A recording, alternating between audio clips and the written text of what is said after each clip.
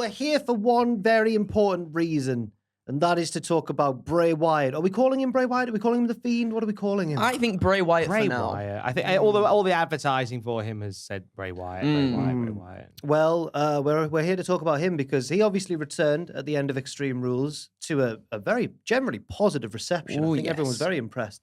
And now everyone's wondering, what's he going to do next?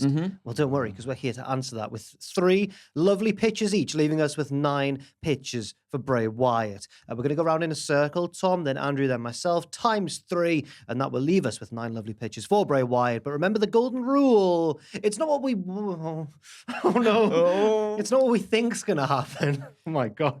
It's what we want to happen. Join our cult. Now, I knew he was going to ruin my catchphrase, and I think that knowledge played into me being rude to him before we went on air. Okay, well, that's understandable. I knew he was going to do that. Yeah. I've said about 9 words in this video so far, but in the ether, I've said 100. Verbally, you've said 9. Can we have your first pitch, please, Tom? So, obviously, with the return of Bray Wyatt, there's a lot of loose ends, a lot of strings that we can pull on, and I want to go straight to a string to pull on regarding the final feud that the Fiend had. Oh yeah, Bless you. Thank you. Thank you you very need one much. as well. I was one over here. I'll grab that. Grab that. Look at that. Housekeeping at its finest. Listening on the podcast, we're putting coasters down. Right, sorry, Tom. No, it's good to start nice and clean, and it's good to get a clean slate with one particular wrestler, that being Randy Orton. Oh, very nice. So obviously, the last time we saw Bray Wyatt in a wrestling capacity before Extreme Rules, he was losing to Randy Orton. So the main event of Monday Night Raw comes around. It's the return of Randy Orton. He's been away for a while, hasn't he? And he's back. His voices, big pop, lots of love. And he lays out his plans. He's back. He's healthier than ever. He's got designs on being WWE champion once again. Bray Wyatt interrupts him out with the lantern.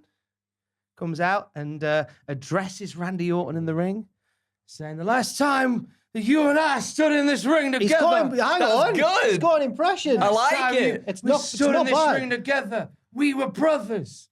We stood together. You joined my cause. He's been working on this. He's got been the working shirt on on it. as He's got the well. shirt on as well. You joined my cause. But it didn't go there. And reflected on WrestleMania, the one with the worms and all of that stuff. And he's like, and before we go on our separate journeys, we should bury the hatchet. Let bygones be bygones. And It was Tom who pitched this idea for this video series, this video as well. You can tell. Interestingly. I'm here because forgiveness is required before we go about our separate routes. And Orton's very suspicious. He's like, no, I've played this game with you before. And you get nothing from me. I'm giving you no apology. To which Bray Wyatt starts laughing. It is not you that must forgive I. You must be forgiven by him. Oh. Lights out. Lights up. Bray is gone. The Fiend is there. Okay. Man, remember when Randy did the Bernie on the Yes. Fiend? I remember. Oh, Sister Abigail, lights out, lights on, Fiend and Orton gone. Both gone. Both gone. 2 weeks pass. No word of Randy Orton. No, nothing. No one's heard from him. Nothing. Eventually, Matt Riddle, Randy Bobandy's best friend, approaches Bray Wyatt, calls out Bray Wyatt into the ring, and invites Wyatt and his weirdo Sesame Street goons to come to the ring for answers. And Wyatt tells Matt Riddle, not Matt Hardy. Oh my God, he's back. What? He tells Matt Riddle that he'll find what he seeks at the Wyatt compound. Okay. So we're going a bit Wyatt compoundy. Okay. We get Matt Riddle in the compound fighting off multiple goat mask-wearing goons. And it's just about surviving. Riddle fights off Ramblin' Rabbit, Mercy the Buzzard. He fights him through. But then he gets attacked by the Fiend, taken down with the claw, as Bray Wyatt sits in a rocking chair in the kitchen and watches. Oh. And then... Wait. Oh. He gets attacked by the Fiend. The while Wyatt's Bride's watching. Yeah. Ah. Randy Orton comes to in a corridor. At the end of the corridor is a mirror. Oh. He looks into the mirror. Do you know what Matt Riddle sees? He sees a reflection of himself. But, by his side is his wife and children. Oh my God. Oh my Oh Jesus. no, I object to this. To which the Fiend bursts through the mirror. Okay. Chokes him down again. And to which Bray Wyatt says, you faced your own personal truth. Now you'll have the answers that you seek. Riddle wakes up outside, and he's in the middle of a graveyard next to a shallow grave with a headstone that is labeled Randall. Oh. He starts manically digging into the grave, into the shallow grave, and we fade to black. That's as far as I've got. Is Randy Orton dead? Is the Fiend Did the killed Fiend him? end Randy Orton? I guess we'll find out. He'll probably enter the Rumble or something. Because wrestling, I mean, ooh. bit of spoopiness. When you, for some reason, my brain, when you went, you saw what he sees in the mirror, I thought Riddle was going to say, I'm shaking hands with Dumbledore. I've won the House World Cup. Cup. Yeah. I wish I'd thought of that now. Bruce Hart. Yeah, he sees Bruce Hart. Now, part of me is worried because it's even though you've presented it far better and more thought out than the previous Fiend stuff, it's thematically similar. So it's with Orton involved and the sort of Fiend, the compoundy sort of stuff. But on the other hand, like I said, it is presented a little bit better. There's more thought behind it, and it's not just like when Vince was just throwing random spooky at the wall. Yeah. So I do definitely prefer it to that stuff. And the thing that pushes it into yes territory for me is the impression. I've just got Yeah, that was so. Thank you very much. It was really good. It almost bordered at some points. I was like, is he doing an impression of Fraser as well? Just it sounded a bit Scottish at some I did not points. hear that at all. A little bit. murder. So the Bray Wyatt. No, right? he was doing Bray Your Wyatt. brother will face me inside a curly whirly. No, There you go. There you He was go. doing, See? he was pure Louisiana. It was very, there. very good. It was, very, very deep good. South. Louisiana down in New Orleans. Yeah, amongst yeah. the woods, Yeah. amongst the evergreens. Amongst the evergreen. I'm doing Bob Dylan. Once upon a time, you looked so bad. The boy named Johnny be good. You're doing Johnny Vegas. Hey up! It's me, Bray Wyatt. It's a world. I'm starving. Eat it. I can eat a world. Oh, God. Tom, I enjoyed the cinematic aspect of what you just pitched there, and I liked that you subverted the expectations a little bit as well. I enjoy the fact that Bray Wyatt sort of never kind of lets things just lie in terms of he always ties everything back together somehow. I think that's why the full circle thing is sort of part of his whole presentation. Ooh. So like, yeah, well, we'll see. Well, I'll get into some stuff later. But so something like that would be very satisfying to see. I don't like the conclusion of that storyline was not satisfying, was it? No. WrestleMania, it was awful, wasn't it? So if we can actually it was the get loosest of loose ends. yeah, if we can somehow rectify that, and I think Bray would want to rectify that because I feel like he wants to make everything that he does mean something somehow, and in a way like that, I think it'd work really, really well. No, thank you. You're welcome. So 2 yeses. 2 yeses. Congratulations. Go on. Andrew. I've gone far into the weeds. Into the far weeds? into the weeds on What does that the mean? Louisiana, weeds. Are we all going to try? I've gone like really far. I got very obsessed with just writing. Oh, so excited. ready. No, I'm Bit of excited. Andrew Law. Is this where your tweet came from, Andrew? It literally, because I Where was doing it Andrew and I was tweeted like, that I'm he was horrible. cringing mate. at his own pictures, and I'm Yeah. like, no. No, there's a particular bit of cringe that you have to walk through. Yeah. It's I true. think a lot of people will start doing something like this and they'll stop just before the forest of cringe and then nothing will ever get done. But there's some great stuff to be found deeper in the forest. You just have to go through it. Yeah. I think more my point was, yes, I might find myself cringy, but I enjoy what I'm writing at the same time. And we'll you know? see if we enjoy it as well. We'll give you a thumbs up or down. So this is going to be more of a basic general pitch for the motivation and idea behind the Wyatt Six. Nice. Hello. Felt left out. This is why I was rude It's like to we're all Tom before part the of video. a similar faction now. Yeah.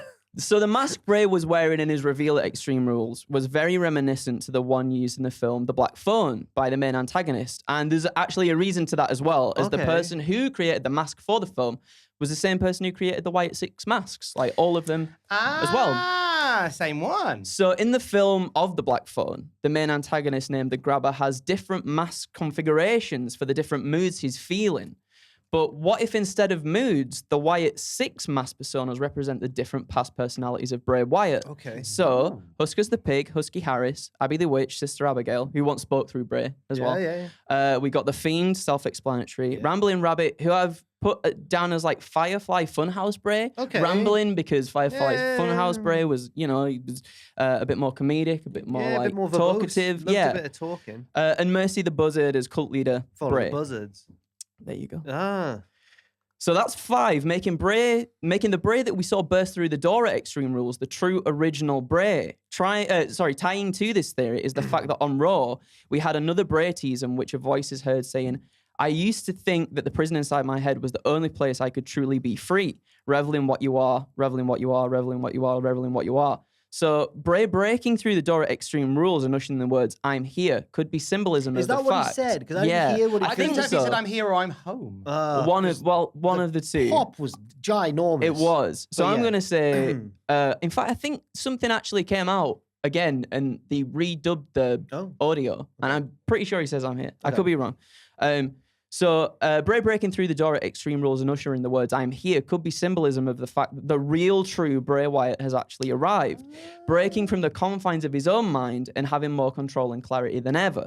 Subsequently, though, breaking through the door has also unleashed these personalities as we saw during Extreme Rules. So all the other ones have come out at the same time as well.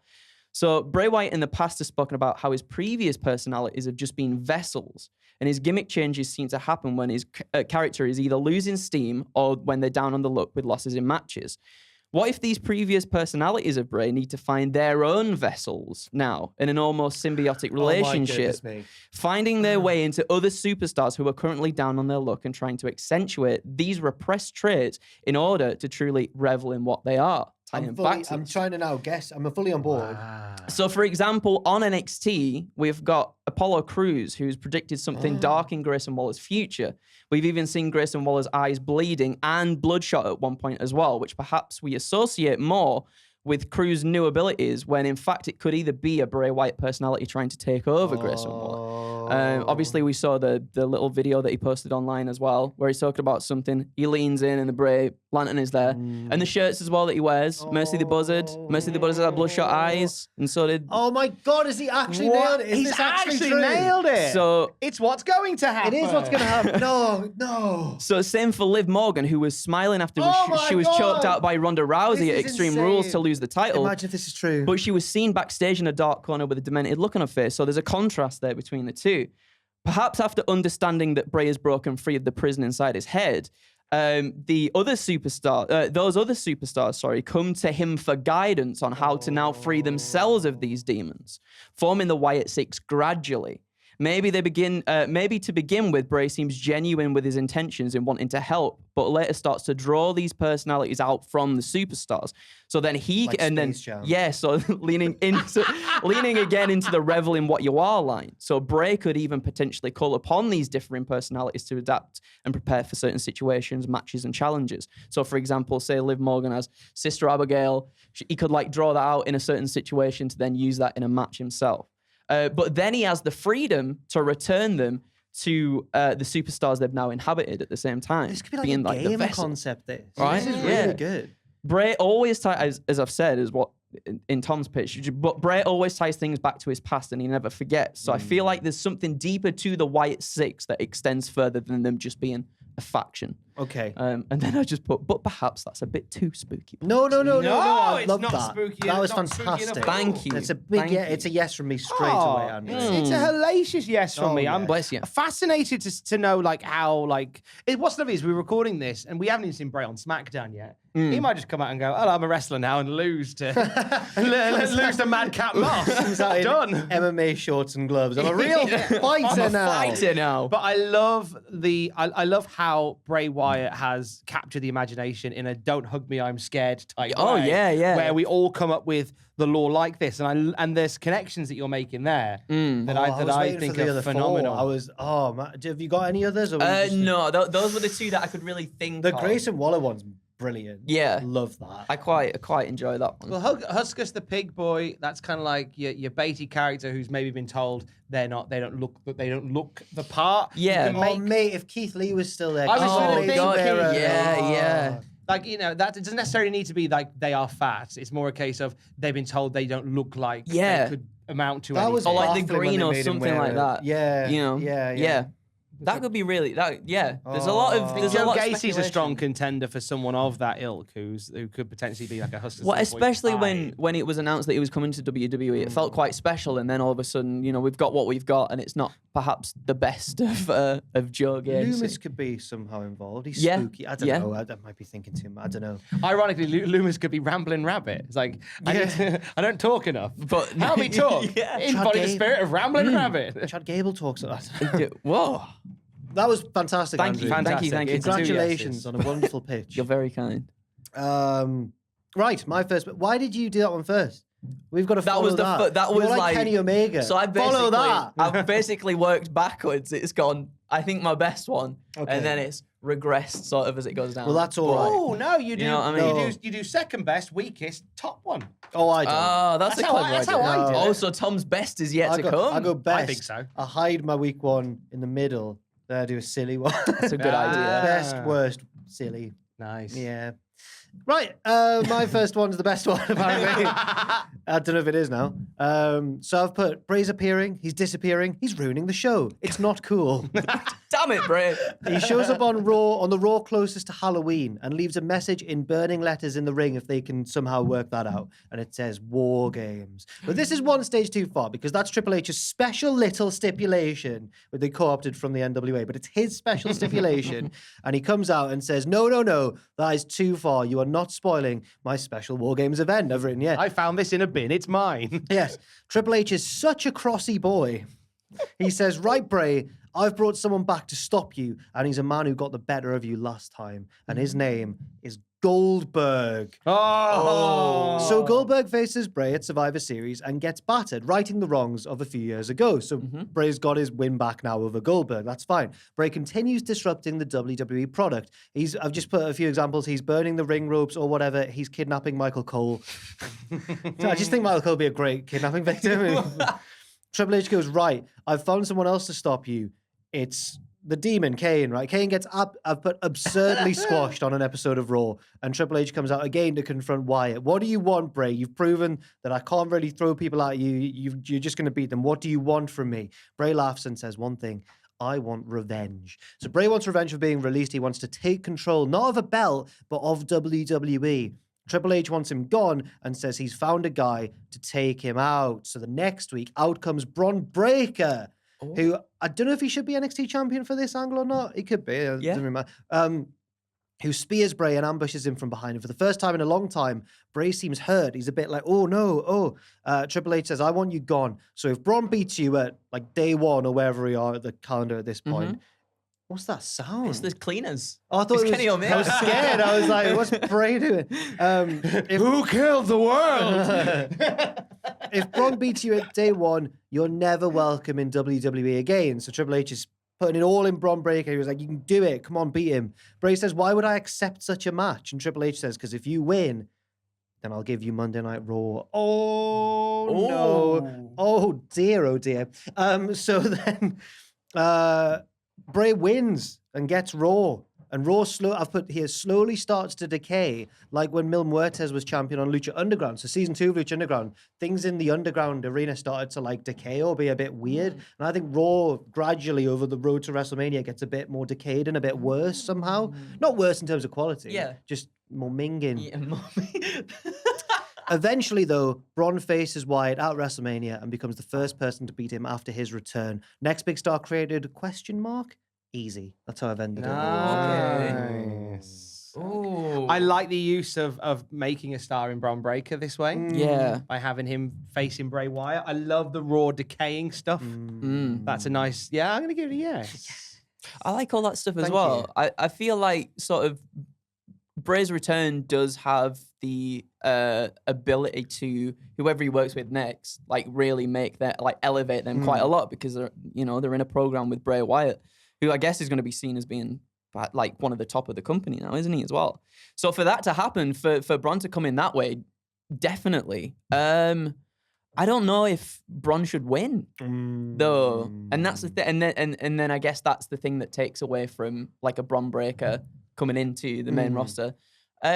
Unless, actually, to be fair, if he still makes an impact in his debut. I went 50-50 booking, so I gave Bray the first one, and then Braun. But it's that old trap. But I know what you mean. Like, and I'm on the fence with it. Yeah. Because I like all the other aspects of it, like the decaying of Raw and everything. Okay. Like Tom just said there as well. It's perhaps just the outcome at the end. Got you. Is what might sway me to Fair be enough. just on the. It's there. Okay. It's one of them ones. Like a Bison Trooper. Like a Bison from Street Trooper. Fighter. Yes. Yeah. Love that film. Now we've landed on a somewhat similar pitch. Oh no. But no, mine's slightly different. And I faced the same quandary that you did. Okay. About like how how does somebody get over, and the same one that Seth Rollins talked about in an interview. Like how do you actually get over with Bray Wyatt? And And you coward. solved I was it. a coward, and I found a way out of it.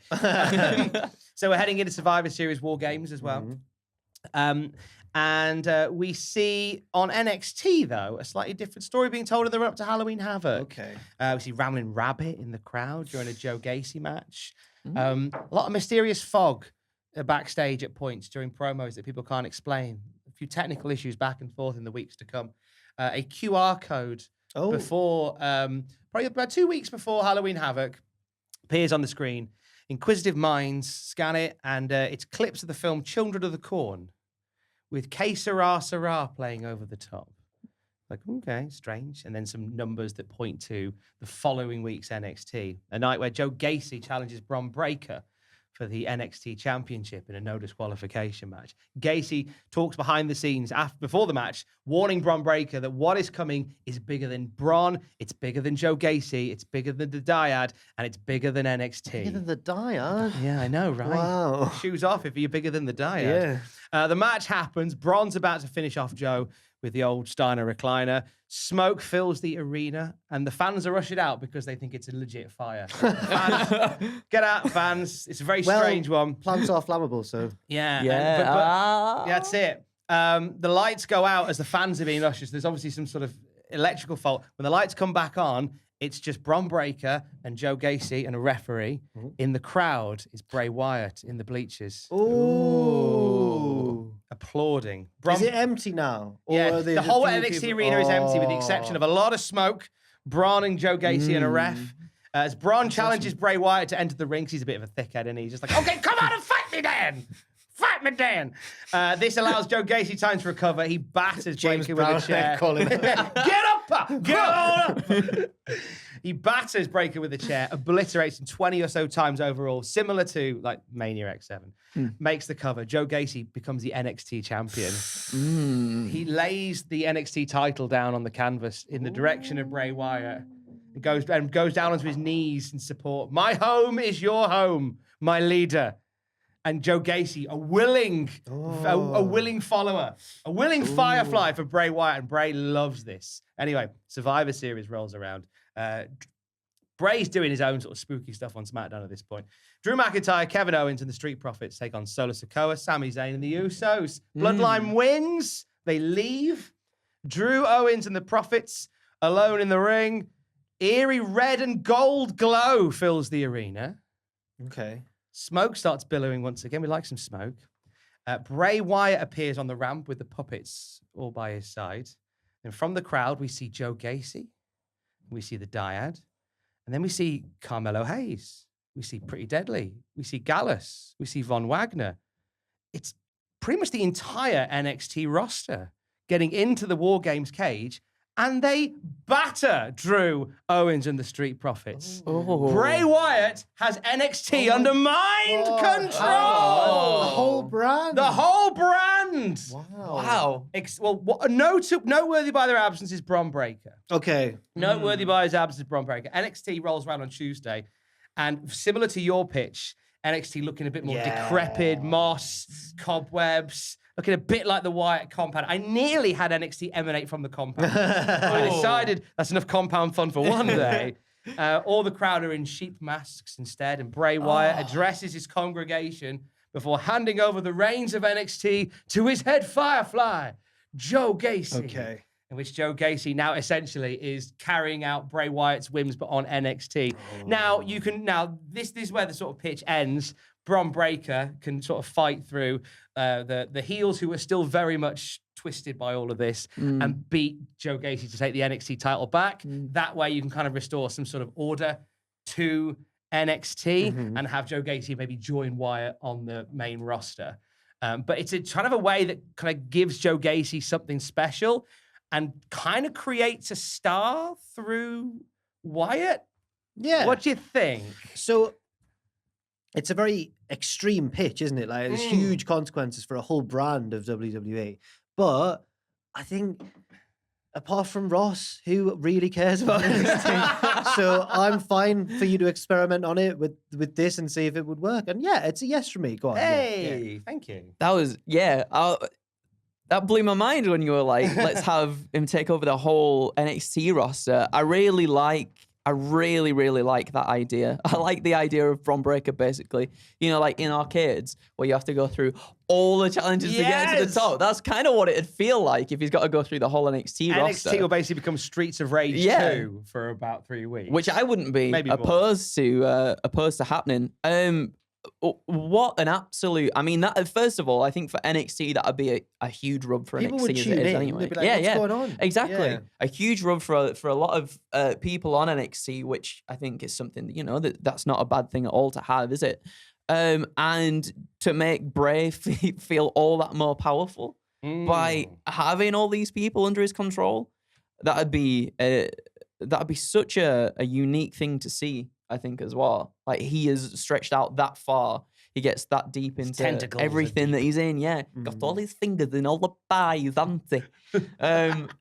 It's a yes from me because I'd love to see how. I think if anything, sort of Bray.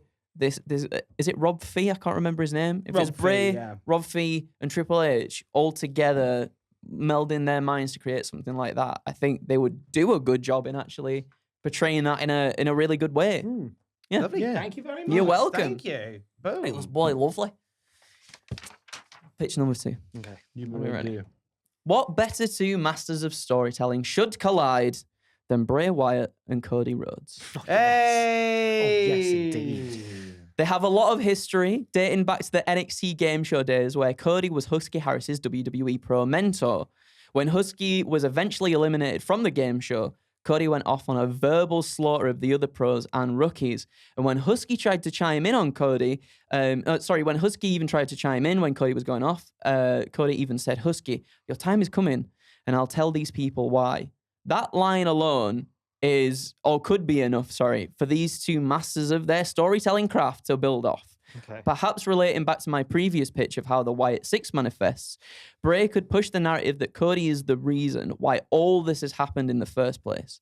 The bitterness Cody demonstrated towards the WWE Universe and the world when Husky was eliminated stuck with Bray, who reinvented himself time and time again to cope with feelings of rejection, forming his own families and personas that would just go on to hurt and abandon him down the line. So Bray could tie that back to Cody too. Cody had to reinvent himself when everybody rejected him, his prior family in AEW, the fans, but really, he should revel in who he truly is, an angry, bitter human being that puts on a facade, that puts on a facade of being lawful good in hopes to please everyone around him because he doesn't want to be alone. Cody prides himself on family and the legacy of his father, but that's just it. That's just what holds him back. He'll never live up to that legacy. He just needs to accept that. He knows that, and he really just needs to let the true Cody Rhodes in. And from there, I think you could have some really fun mind game moments in which if Bray can draw upon previous personalities now, like Husky, uses them to his advantage to really test the mental will of Cody. And there's also some other seeds that have been planted for this to grow as well, because in April 2022, Cody tweeted, "Wrestling is a love story," to which Wyatt responded 4 months later, "Wrestling is not a love story. It's a fairy tale for masochists. Oh my God. A comedy for people who criticize punchlines, a fantasy most can't understand, a spectacle no one can deny. Lines are blurred. Heroes are villains. Budgets are cut. Business is business. But it can also be a land where dead men walk, where honor makes you elite, where demons run for office, and rock bottom is a reason to rejoice." Did do all this? He did. Imagine being Cody and just wanting one tweet to celebrate coming back, and some bloke just... He went, it's an escape, a reason to point the blame at anyone but yourself to 2 to 3 hours, an excuse to be a kid again, and nothing matters except the moment we are in. Wrestling is not a love story, it's much more. It's hope. And in a world surrounded in hate, greed, and violence, a world where closure may never come, we all know a place that has hot and cold hope on top, for better or worse. And Cody's tweet, I thought, could possibly be viewed as being very basic, shallow, and all-round pleasing. It's a very pleasing statement, right? Less is more, I think. Whereas Bray's feels more truthful, in depth, and somewhat, I guess, philosophical at the same time as well. So you could build off that. You've got just the surface stuff of Cody Rhodes. He's a good man. He's lawful good, right? He just does it all kind of to please everybody, right? So much adrenaline. Whereas Bray kind of just he's truthful about things, and I feel like that could be what this new Bray Wyatt is all about. It's like he's just OG. You can see more clearly. He's all the things are out of his head, and like he's just trying to bring the truth out of people, bring the truth out of everyone. He wants to see the true Cody Rhodes. Okay, because we've all seen the true Cody Rhodes. He gets dead mean sometimes. So what's the pitch then? So I guess just the pitch Cody is versus, just Cody versus Bray, and just the way you could build. Okay, cool. I mean, I agree. Cody and Bray would be a beauty. Yeah, it does lend into my third and final pitch. Okay. So we'll touch more on that, but yeah, I mean, there's lots of little seeds that are planted that you could water quite nicely. So yeah, I'm up for a Cody Bray feud. Absolutely. I'm not up for a Cody Bray feud. Maybe if it came further down the line. I think further down the line. But the minute. Well, I was talking about this with Tom on the news today. I was saying, like, you've got the Cody thing where we assume he's probably going to come back and factor in it some way in WrestleMania in a big way. And you've also got maybe the question of The Rock possibly coming back as well. And then with Bray in the mix with Cody and that, and I just don't know if it would be, if there's too cluttered an environ at the minute on the road to WrestleMania. But I don't know. It's not enough for an outright no, because I really enjoy it and I'd like to see it at some point. So I'm going to do one of them as well. I'm down for one of them. You know what? Down the line, it'll become a fishing hook. Pulling it up. Is it gonna... We do have fun. We do. We have a lot of fun. Right. We do have a lovely time. We do. Pitch number 2, Crown Jewel. I know. Yeah. No. After a spirited effort, Logan Paul loses to Roman Reigns in the main event. The lights go out, and here's Bray Wyatt. He stares at an exhausted Logan, who stares back. He puts his hand on Logan's forehead. Sister Abigail, that's the end of the show. Everyone's like, whoa. And I feel bad for the real Wyndham Rotunda there, because we've flown him out to Saudi Arabia just to hit one move, and then that's it. But don't worry. I'm sure he'll be feel terrible with all that money. It's true. Wiping his eyes with fivers. Logan Paul shows up on the next SmackDown to be like, sorry I didn't win, you guys. I gave it my shot. But as he's trying to do this sort of standard valiant losing babyface promo, he vomits a bit of black goo, just like what Papa Shango did to the Ultimate Warrior. Yes. Logan is rushed awkwardly out of the ring, black goo still all around his mouth and on his shirt and that. It's a while before we see Logan in WWE again, but in the meantime, in all of his media appearances and podcasts and whatever he does, he's not himself. He's pale, he's clammy, he's not talking as much, he looks a bit scared. We've learned from Wyatt's return that Triple H loves a multimedia marketing campaign. So how about this one? Logan sells the effects of spooky Bray Wyatt cursing him on all his various platforms. This leads to a match between the two to set Logan's soul free, which of course Wyatt wins instead. Which leads to WrestleMania. It's Logan and Miz versus Wyatt and Loomis in a if you lose, we have your souls forever, but if you win, we set you free match. The classic stipulation. I remember Frank Gotch and Luthez. Yeah. First time they had one of those. So in an ironic twist of fate, Miz and Logan have to team together again in a heartwarming tale and get the win to be freed from their torture. And Loomis is there to take the pin because you don't want Bray to lose. Yeah.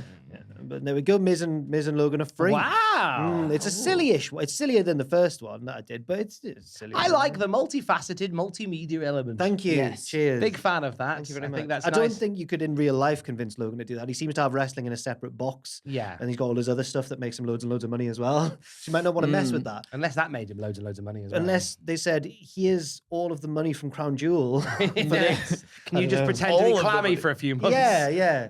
Even if you just go, hi, I'm Logan Paul, I'm a bit clammy today, but we'll carry on. That covers the base. Yeah, I like it. Yeah, Well, why not? From clips I've seen of his podcast, I doubt Logan could get that sentence out in full without one of his annoying colleagues interrupting him. It's hard to watch. Oh, bro, you're so clammy. They're all like, I hate them. I don't hate Logan, actually. I hate them. It's a weird little Oh, entourage. really? Logan's there just being like, yeah, I'm Logan Paul, I'm quite confident. And they're just all like, bro! I'm like, shut up, man. I want to hear his guest, Roman, talk. Is that a fate worse than death, becoming like a YouTube sort of hanger-on like Logan Paul's entourage? No, we're all like Or that like with the Pacini. no, We're all... no, we have our own foibles and personalities. We're not like the guys who follow Mr. Beast around who just go, bruh. You know what? We're not like them, I find Mr. Beast's sidekicks quite charming. So- I really do. I don't know too I much think about him. They know their place and they're like, we're Mr. Beast's sidekicks and he throws money at us. That's fine. I mean, yeah. You get, They're quite getting a little bit of cute. They're quite cashola. cute little boys. Look Whereas cute. Logan's are like men, and I'm like, I get it. like real. Whereas Mr. Beast are like little cartoon characters. Ooh, I'm the short one. They've all got their own thing.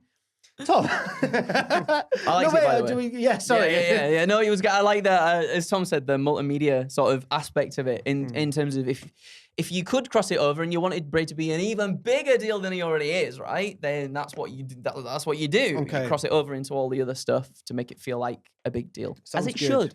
As it should. Thank you very much. Thomas. Nice, right. My third and final. Bray Wyatt's end should be as it Bray began. Wyatt's end. I'm doing the final storyline of Bray Wyatt. Oh, this is how it risky. We ends. just brought him back. I know, right? Whoa. All right. Okay. So Cody Rhodes is your WWE champion. Winged Eagle, happy days. He's having a great time. He stands in the ring one night after several weeks of warnings. Wait, he's brought back the winged eagle. Yeah, of course he has. that flew over my head a little bit there. Because it's That's an because eagle. it's winged. Because it's an eagle, isn't it? You know what? I'd like to thank you, lads, because before this video, I was in quite a tired little mood, and I was like, but I have had a fun time. had fun. That's what it's all about. Now you're spicy. Thanks, Dan, as well. Cheers, mate. No, he's a cheeky Sorry, chap. Tom. Do That's carry all on. right. We've been getting warnings of the death of the creator Ooh. in QR codes and flashing images and stuff. And one night on Raw, Cody's chatting to the crowd, and he's interrupted by flashing images on the Titantron.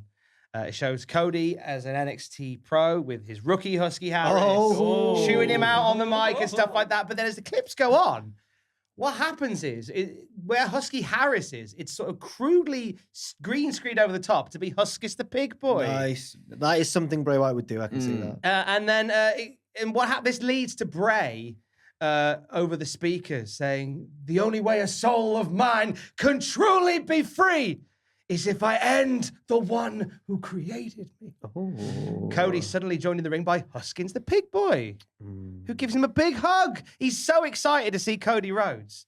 And then Bray Wyatt turns up and hits Cody with the sister Abigail. And Huskins is really sad. Huskins is Husky Harris. The mind games Is it continue. the bloke dressed as Husky? Yeah. Huskus, the Huskus yeah, and right, the big okay, boy. yeah. The mind games continue with Huskus. It's not the little puppet-sized. No, I was no, like, no, how are they no, going to no. do that? Right, got you. I think you could swap between the two because I love the idea of like Cody out a match and then at ringside you see the puppet Huskis going, Okay. "Come on, Cody! Yeah. Come on, Cody! Win to a match!" Come on, lad. And then swap it out for Come on, like lad. You can do it, lad. You can do it, lad. swap it out for like the big Training. Huskis. Anyway, one time after a match, Huskis jumps into the ring and he's dressed in polka dots. Oh, you can't do that. But it works. Naughty. And this just upsets Cody. by Yeah, of this point. course. So Cody just batters Huskis. Okay, That's the end of Huskis. And then here's Bray's sister Abigail just leaves Cody laying. Cody watched then that's how Raw ends. It's like that. The following week on Raw, Bray Wyatt on the big screen as Cody's won his match. He's backstage and he's got this big thing. He had this surprise all night to show to Cody. Okay. Pulls off the cover. It's Dusty Rhodes' Hall of Fame gold statue. To which he pulls out a flamethrower and melts you it. you can't have that. Death to the creator! Oh It will my set me God. free! I hope they've got a substitute one and they don't actually chocolate burn the one. thing. Yeah. And Cody now, Cody's tried to rise above it, but this is just nonsense. And it leads to him saying, "Look, I don't care what match we have, I want to fight you." And it leads to a WWE title match at Extreme Rules a year on. And Bray's calling it a doorway to oblivion. Oh. Oh. The winner being the one who sends their opponent through the same creepy door that Bray Wyatt burst through in 2022. Okay. Now, in the build-up, Bray Wyatt tries to convince Cody to go through the door willingly, saying, there is someone behind there who can't wait to see you. My God, this is like a film. From behind the door, like he says, listen, Cody. No. Behind the door, someone's waiting to see you again. Can you hear me, son? This is dark. Come see your daddy. This is dark. I miss you so much. This is really dark. And Cody is just like in bits, but he's you could see him getting emotional, and then you've got the voice going, "You're too scared to come through the door. You were always the failure." Yet it turns into Bray's voice. Okay. You were always a failure. Death to the creator. Anyway, this ends up being the final bit before we get the match itself. The match is just chaos. Spooky plunder and brawls and fights. In the end, get to the end of the match, Cody lands an awe-inspiring crossroads off an elevated part of the stage that takes out Bray Wyatt. Bray is dragged to the doorway. Door opens, light bursts through it, and Cody, with every bit of strength, hurls Bray through the door, slams it shut. Thunder and lightning crack around the arena. There's an explosion, and the door is gone. The crowd are very stunned as to what's happened as the show goes off the air. Cody somewhat triumphant, and Wyatt somewhat gone forever. Somewhat gone forever. Somewhat. The following Monday, Raw passes without incident, but a QR code flashes up right at the end. Literally, as you see that little copyright thing, then there's a QR code. It takes you to a video of a corridor that's lit by a lantern on the floor. You zoom in on the lantern, and a hand picks it up. And the camera pans to see the lantern being held by a bearded Bo Dallas. Who looks down the camera and says, "I'll always be here." Blows it out.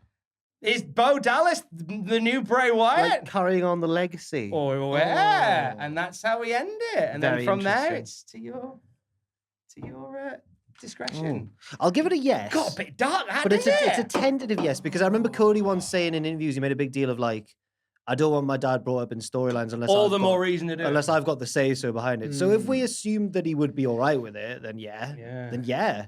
But I mean, the idea of the one other thing is that like we've had Bray for a year and now he's gone, but then the Bo Dallas thing, like it could lead to so much stuff.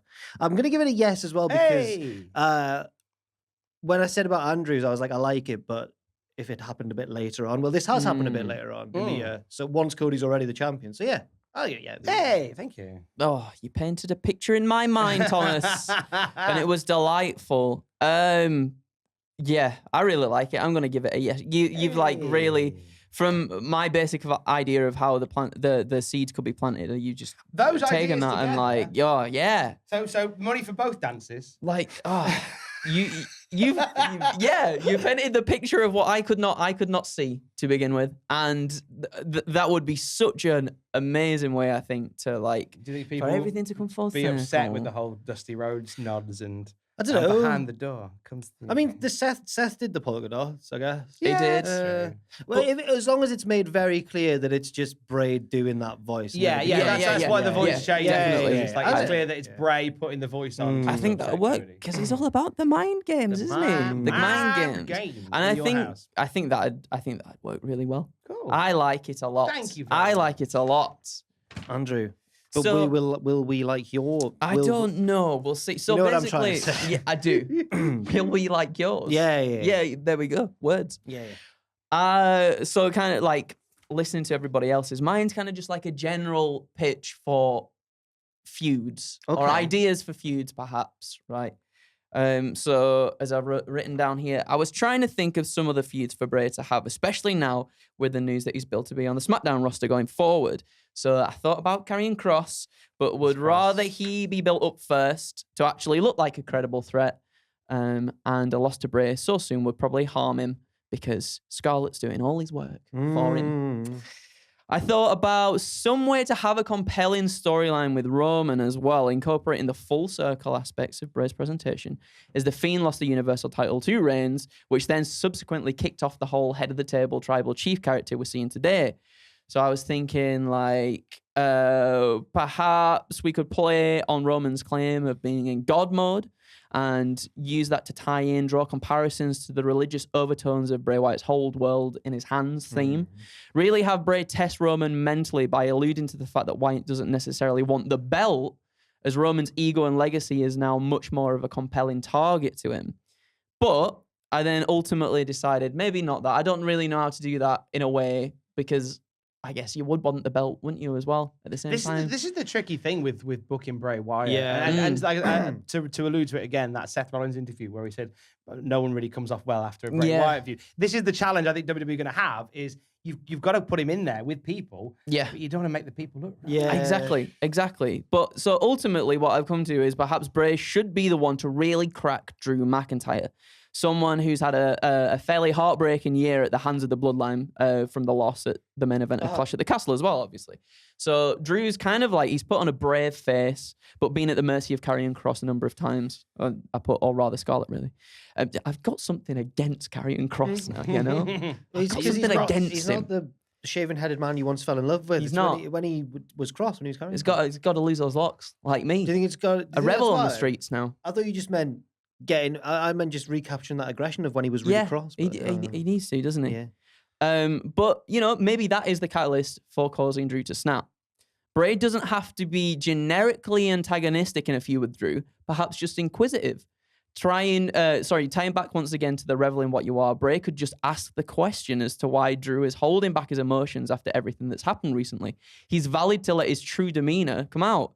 Bray wants to find the truth from McIntyre, because as we've seen in the past and from what Wyatt has recently said, I used to think that the prison inside my head was the only place I could truly be free. He knows firsthand what it can do to a person to suppress these emotions deep inside. And then this could trigger something within McIntyre that just gives him a bit of an edge again. Something a little bit that shakes up his character a little bit more. Perhaps even diverging too far down that route, though. And as Tom has said before in the past, morphing into like that King George III figure that becomes consumed by madness by letting this kind of like take over him. And Bray is just like, I feel like I want to see Bray be that kind of person that just pops up to certain people and be like, what are you doing? What are you doing this for? You know, just be yourself. I've learned to embrace that. You should just be yourself as well. And then these things like start escalating for people without him necessarily being... Because you avoid him then burying other members of the roster. Yeah, okay. I like it. I especially like the Drew one. I don't want them to just put that aside, his loss at Clash at the Castle. That should have a real effect on his character. I think this is a good way of doing it. So yes.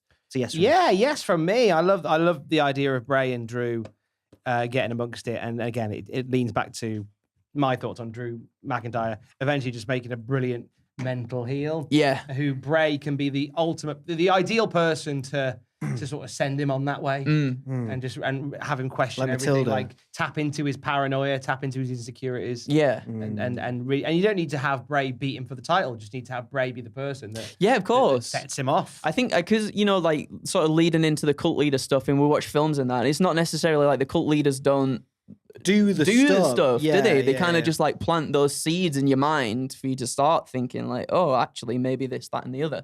So maybe if we get a little bit more of that from Bray, that'd be kind of cool. I like that very much. Unfortunately, did you have an AI write this one, Jack? Yeah. Yay! So after last week's roaring success, I think it's fair to say, that was Edge versus Balor in the I Quit match, wasn't it? A wonderful, sexy, romantic rom-com. Yeah. This one, I made the huge mistake of using the same website, so it's similar. Bray sits on a sharp table. So you remember how it was like Edge was in a house and then he looked outside and then Balor was there and then they had a fight? Yeah. This one's similar, but I tried to change it, so I've changed the ending and stuff, but I changed the prompt for the ending from like violent ending to like happy or satisfying or something. Yeah. Still really similar, so I'm worried that it's going to ring a few bells, but anyway, I'll just read it out. Bray Wyatt had always loved passionate the WWE with its wet, wide-eyed wrestlers. It was a place where he felt vengeful. It's already good. He was a fun, party-centric Dr. Pepper drinker with muscular knees and thick elbows. So Edge last time had like big eyebrows or something, muscular legs. Vince in his heyday loved muscular legs. Yeah. And I'm glad that's something that Triple H is carrying over. Yeah. His friend saw him as a decaying, disturbed devil. That's true. That's accurate. Once, he had even helped an ice dancing hedgehog cross the road. That's just the sort of man he was. like a puppet from the Firefly Funhouse, right? Bray walked over to the window because they're all in a house in this AI and reflected on his violent surroundings. The mist teased like flailing rabbits. That's quite good. That's quite good. It's like Wordsworth. Then he saw something in the distance, or rather, someone. It was the figure of Triple H. Oh! Triple H was a hilarious King of Kings with veiny knees and big elbows. Bray gulped. He was not prepared for Triple. You're never prepared for Triple. As Bray stepped outside and Triple came closer, it's because it wanted first name and surname. And all First name Triple, second name H. Bray stepped outside and Triple came closer. He could see the frightened smile on his face. I'm here because I want you to bloody leave my company alone, Triple bellowed in a radical tone. He slammed his fist against Bray with the force of... It's done that thing again. It did this last time. With the force of 7,973 spiders. I frigging hate you, Bray Wyatt. Last time we had Edge guy. I frigging hate you, Ballo. That was good. Bray looked back even more intense and still fingering the heavy lantern. Oh, hello. Okay. Triple, I am sorry for trapping you in the void with John Cena that one time. He replied. That's good. They looked at each other with tired feelings, like two bumpy, brawny buzzards spinning at a very cheeky christening, which had soft rock music playing in the background and two innocent uncles giggling to the beat. Now, last time there was... Uncles clearly is not a prompt. That's just... the story loves having uncles in an imagined celebration of some sort. Bray regarded Triple's veiny knees and big elbows. He held out his hand. Let's not fight, he whispered gently. Pondered Triple. Please, begged Bray with puppy dog eyes. Triple looked spooky, his body blushing like a long, loud lantern shaped like Finn Balor's head. Then Triple came inside with Bray for a nice drink of Dr. Pepper. The end. The fact that Bray Wyatt is an avid Dr. Pepper drinker gives it a yes from me straight away. Edge was maple syrup. Yep. Bray's Dr. Pepper. Of course. Now, I'll be honest, it was more similar than I wanted to the last one. Yeah. I thought by changing, because it was like, what would you like the tone of the resolution to be? And there was just happy, sad, or violent. Last time I chose violent. Yeah. This time I chose happy. I thought that would have more of a bearing on the whole story, not just the very end of the story. Yeah. So I'm sorry. No, we had great moments. Triple H turning into a giant Finn Balor-like lantern. Oh, yeah. That was pretty good. Well, it asked for two objects, so I put lantern and then lantern shaped like Finn Balor's head. I like it. I like it a lot. It's not as good a sequel as Batman Returns. No. But it's a better sequel than Nutty Professor to the Clumps. Okay, so yeah. High praise indeed. I'm going to give it a yes. Thank you. 4 stars, some funny bits. I might have to retire the AI now. Absolutely or just use a not. different website. No, it has to be that every time. Every single time. That T-Rex webcomic where it's the same, it's like a drawing of a few, it's like some dinosaurs in the same configuration. It's just the speech that changes in each webcomic. Oh, that's cool. Yeah. I like it's that. It's not though, is it? No, not in because this instance. you got to use your mind. It's going to be so It has to be every one of your third pitches has to be that. I friggin' hate you, insert wrestler here. And then we need to Thump his reenact. chest. We need to reenact one of them as well. Oh, yeah. I feel like it's like a Tommy Wiseau thing. Like, right, well, thank you for the yes. You're welcome. Thank you for the pitches. Well. Yeah, I give you a yes. Well, thank you both for the pitches as well. Thank you. Gents. And thank you for watching this video too. Why don't you leave your thoughts on our pitches? And hey, why not some pitches of your own in the comments section down below. I think as we've proven, you can go many different directions with Bray Wyatt's return. You can go whichever spooky direction you want, as long as it is spooky. So there we go. Thank you very much for watching. Thank you too as well. Have you got anything you'd like to plug, Tom? Friggin' hate you, Triple. We all do. Andrew? Dr. Pepper's good, isn't it? Got any Twitch? Twitch.tv/Cultaholic at 6 p.m. BST on a Monday. We're playing through Resident Evil. You're doing spooky games? Doing spooky games, yeah, certainly are. And it's getting spookier.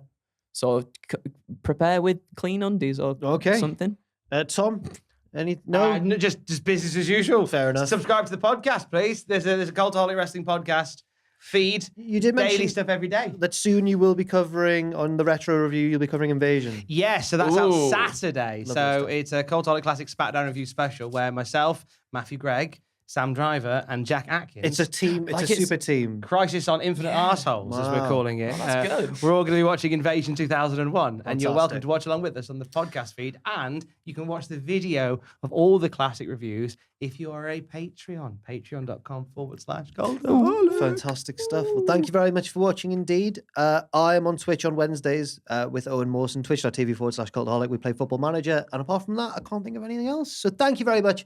And we'll see you very soon.